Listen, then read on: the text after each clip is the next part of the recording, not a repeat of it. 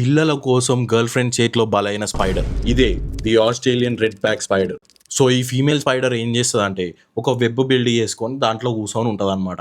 వచ్చిన వాటిని తినుకుంటూ చిన్న చిన్న పాములను పట్టుకొని కూడా తింటుంది. అప్పుడు ఈ మేల్ స్పైడర్ గాడు దాన్ని చూడగానే లవ్ ఎట్ ఫస్ట్ సైట్ అయిపోయి దాని దగ్గరికి పోయి మేటింగ్ కోసం పోతాడు.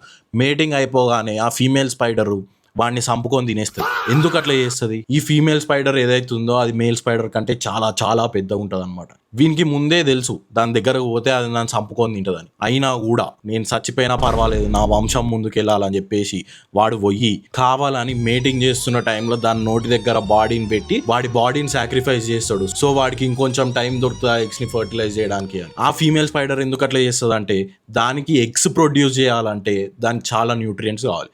మూతికాడ ఈడు చాలా మంచిగా ప్లేట్లో ఆఫర్ ఇచ్చినట్టు కూర్చొని ఉన్నాడు. అందుకని వీడిని తినేసి దానికి కావాల్సిన న్యూట్రియంట్స్ అన్ని తీసుకొని ఎగ్స్ ప్రొడ్యూస్ చేస్తుంది.